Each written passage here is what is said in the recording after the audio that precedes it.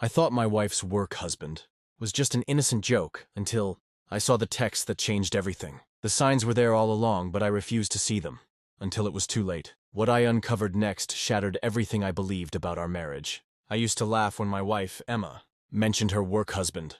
"It's just an office thing," she'd say with a smirk, rolling her eyes when I teased her about it. "Everyone has one." I believed her. At first it was nothing.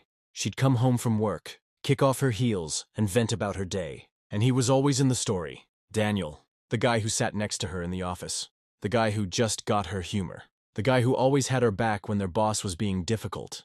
I didn't think much of it. Why would I? Then, one night, as we lay in bed, the soft glow of her phone screen caught my attention. She was turned away from me, her fingers moving quickly across the screen. Lips curled in a small, private smile. I glanced at the time. 12:47 a.m. "Who are you texting?" I asked, my voice groggy. She hesitated, just for a second. Then she locked her phone and turned toward me, her expression easy, casual. "Oh, just Daniel. He had a funny story from work." Something tightened in my chest. Late-night texting. That was new. It started small. She'd mention him more often, her eyes lighting up in a way that made me feel absent, like she was somewhere else when she talked about him. There were inside jokes I wasn't in on, references that made her giggle while I sat there, feeling like a stranger in my own home. And then came the shift, the moments that made my stomach twist. The way she'd turn her phone face down when I walked into the room. The way she'd laugh at his messages, a soft, intimate kind of laugh I hadn't heard in a long time. The way she started dressing just a little differently for work. More effort, new perfume, clothes she used to wear on date nights, now reserved for the office. I told myself I was overthinking it. But then came the moment that made denial impossible. It was a Saturday afternoon. Emma was in the shower, her phone buzzing on the nightstand. I wasn't the kind of husband who checked his wife's phone. I trusted her, but trust only goes so far when your gut is screaming at you. I picked it up. One unread message from Daniel. "Wish you were here. Miss your smile." I stared at the screen, my pulse hammering in my ears. Miss your smile. That wasn't work talk. That wasn't friendly banter. That was something else. Something I wasn't ready to face. The water in the bathroom shut off. Footsteps. The door creaked open. And there she was, towel wrapped around her body, steam curling around her. She froze when she saw me holding her phone. Her eyes darted from my face to the screen, widening just slightly, just enough for me to see it. Guilt. And in that moment, I knew Daniel wasn't just a friend. It happened on a Wednesday night. Emma was curled up on the couch, her legs tucked beneath her, scrolling through her phone while half watching a show we used to love. I sat beside her, pretending to be interested, but my eyes kept flickering to her hands, to the way she held her phone, just a little too close to her chest. Then it happened. Her screen lit up. Daniel. I barely caught the preview before she tilted the phone away from me, pressing the lock button so fast it was like a reflex. My stomach tightened. "Who was that?"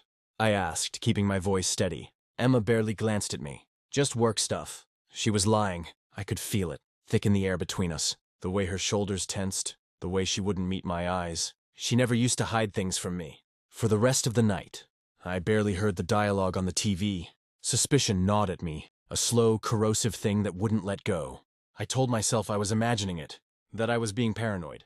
But then, at 2:13 a.m., I woke up to the faint glow of her phone screen. Emma was beside me, asleep, breathing softly. But her phone was still awake. A new message from Daniel. I lay there, staring at it, heart hammering in my chest. I had a choice. I could let it go, close my eyes, pretend I never saw it. Or, I reached for the phone. The passcode. My mind scrambled for numbers, for anything familiar. Then I tried our anniversary. The screen unlocked. What I found wasn't just casual conversation. It was emotional intimacy. It was secrets she never told me anymore. "Daniel, I can't stop thinking about our talk today. You get me in a way no one else does." Emma. I know. It's like we're on the same wavelength. Daniel. I wish we had more time together. Emma. Me too. I gripped the phone so hard my fingers ached. My pulse roared in my ears, drowning out everything else. This wasn't just a friendship. This was something else. A connection, a bond. A piece of her that used to belong to me. I kept scrolling, my breath shallow, hands shaking. Emma. Sometimes I feel like you understand me better than he does. I stared at the words until they blurred. I didn't need to ask who he was. I was he. The bedroom felt suffocating. Emma was still asleep, unaware that the entire foundation of our marriage was crumbling in my hands. I wanted to wake her up, to demand answers, but a sickening realization hit me. I already knew the answers. This wasn't a one-time mistake. This wasn't a moment of weakness.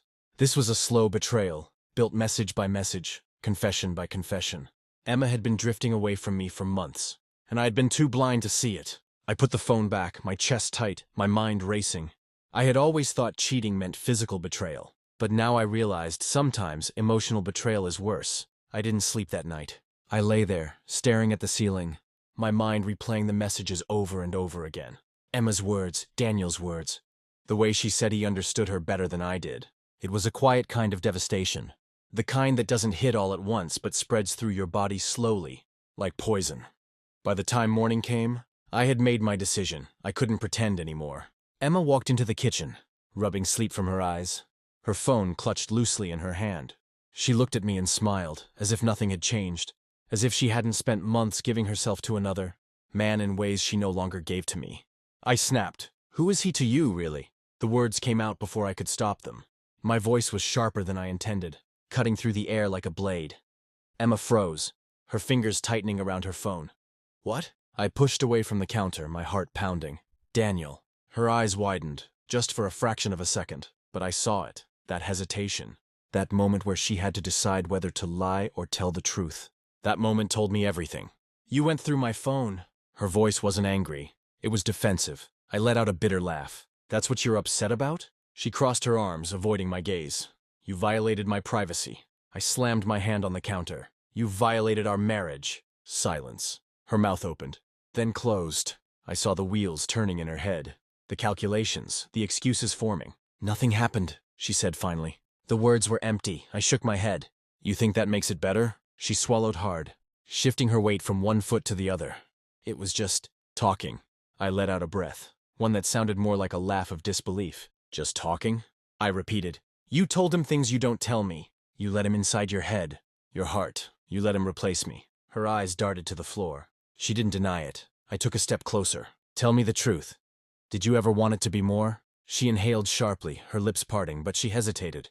And that hesitation was my answer. I had thought that betrayal would feel like rage, like yelling, throwing things, breaking something just to hear it shatter. But standing there, staring at the woman I had loved for years, all I felt was empty, like something inside me had already been broken for a long time. I shook my head slowly. "The worst part is, I don't even know if you're sorry." Her eyes snapped up to mine, panic flickering across her face. "Of course I'm sorry." I sighed. "Are you?" She hesitated, again, and in that moment, I realized it didn't matter anymore. Emma stood there, arms wrapped around herself like she was the one who had been hurt. I swear it was just emotional. She whispered, her voice thin and trembling. Nothing physical ever happened." She said it like that was supposed to make it better. Like that would erase the texts, the stolen moments, the confessions she had never shared with me. I let out a sharp breath, shaking my head. "Is that supposed to make me feel better?" She flinched. I don't know. I could see it in her eyes. The hesitation, the guilt, the part of her that wanted to defend it. She wanted me to understand, but how could I?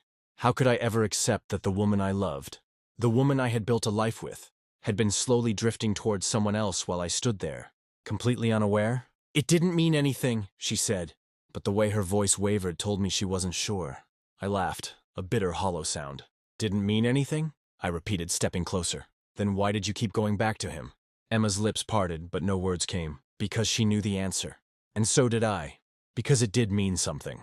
It meant something every time she turned to him instead of me. It meant something every time she shared a thought, a joke, a fear with him. It meant something when she let herself feel something she hadn't felt with me in a long time. She swallowed hard.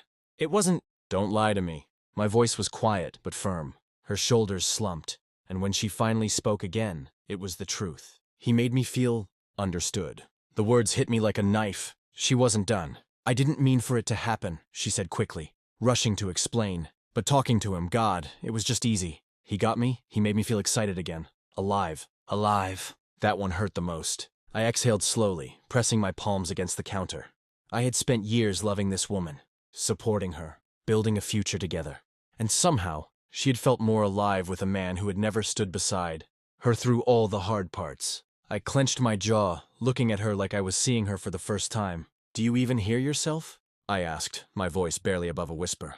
Emma let out a shaky breath, her eyes shining with something that might have been regret, or maybe just fear of what came next. "I never meant to hurt you," she whispered. I stared at her, my pulse a slow, dull thud in my ears. I had spent weeks feeling like I was losing her, but now I realized the truth. I hadn't lost her tonight. I had lost her a long time ago. The silence between us felt heavier than the words we had spoken, heavier than her betrayal. Emma sat at the kitchen table, her hands wrapped around her coffee cup, though she hadn't taken a sip in minutes. Her eyes flickered toward me, searching, waiting, hoping for something. For what? Forgiveness? Understanding? I didn't have an answer for her, because for the first time in our marriage, I didn't know what I wanted. "Can we fix this?" she asked finally, her voice barely above a whisper. I exhaled slowly, rubbing my temples. "Can we?" I shot back. Emma's face twisted, as if she wasn't sure whether to cry or fight. "I never meant for any of this to happen," she said. Again, as if that changed anything. "I wasn't looking for something outside our marriage." "But you found it," I said flatly. She flinched. "I know." I stared at her, the woman I had built a life with, the woman I thought I knew better than anyone else. And yet, here she was, confessing to something I never thought she was capable of. I let out a slow breath. "Are you sorry for what you did? Or are you just sorry you got caught?" Emma's eyes filled with tears, but she didn't answer right away. She hesitated, and that hesitation told me everything. I looked at the clock. It was 2:14 a.m., the same time. I had unlocked her phone and read the truth that shattered me. A part of me wanted to fight for our marriage. We had been together for years. We had built a home, shared a life, faced hardships side by side. Did I really want to throw all of that away over some emotional affair? But that's what made it worse. Emma hadn't just betrayed me, she had replaced me. Emotionally, mentally. She had given pieces of herself to someone else, in ways she hadn't given to me in a long time. And I had to ask myself, could I stay with someone who had already let me go? "I want to fix this," she said suddenly, reaching for my hand. I let her touch me, but it didn't feel the same. It felt like holding on to something that was already broken. "I don't know if I can," I admitted. Her grip tightened. "Please, don't say that." But I wasn't sure I had a choice. I wasn't sure there was anything left to save. The weight of the decision pressed down on me, heavier than anything I had ever felt. Emma sat across from me, waiting, hoping. But her eyes, once so familiar, so warm, now held something else. Fear, desperation, guilt. She wanted me to choose us. But was there even an us left to save? I stood up, pushing back my chair. The sound echoed through the quiet kitchen. Emma flinched, like she was bracing for the impact of my answer. "We can go to therapy," she blurted out. "We can work through this." I stared at her. "Can we?" She opened her mouth, then closed it. Because deep down, we both knew. Some things can't be undone. Some words can't be unsaid. Some trust can't be rebuilt. Some love doesn't survive betrayal. I could fight for our marriage. I could pretend that trust could be repaired. That time would soften the damage. That we could somehow go back to the way things were. But at what cost? Would I always wonder if she still thought of him? If she still missed him? Would I always be afraid of her phone lighting up at night? Would I ever believe another "it's just work" again? I clenched my fists. No. Emma's voice was barely a whisper. "Are you leaving?" I exhaled, staring at the woman I had once believed would stand beside me forever. "I don't know," I admitted. "But I know I can't stay like this." Her breath hitched. Tears welled in her eyes, but I didn't rush to comfort her. For the first time, I wasn't ignoring the signs. For the first time, I was choosing me. I grabbed my keys, my wallet, paused at the doorway. Emma didn't stop me. She just watched, eyes full of things she should have realized sooner. I stepped outside, took a deep breath of the cold night air, and I walked away.